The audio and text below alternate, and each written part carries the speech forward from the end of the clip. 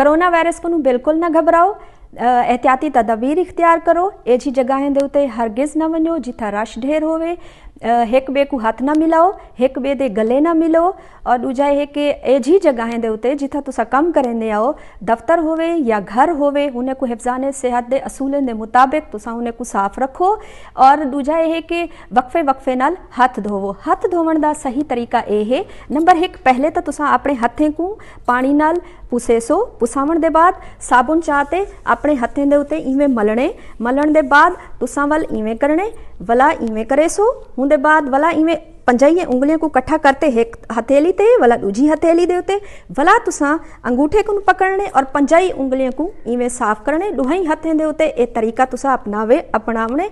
उनके बाद आखिर दे विच तुसा क्या करने कि 20 सेकंड तक तुसा पानी दे नाल इवें हथ धोएंदे रह वञो। और आखिर दे विच ना कोई कपड़ा ना कोई तौलिया इस्तेमाल करने, इवें हवा दे विच इवें छंडके देसो। ये हाथ बिल्कुल तुसाडे साफ थी वेसन। आओ हुकूमत पंजाब दे हिदायत दे मुताबिक करोना वायरस दे एहतियाती तदाबीर इख्तियार करूं और अपना किरदार अदा करूं। शुक्रिया। ये public service message deputy commissioner office Rajanpur की जानिब से जारी किया गया।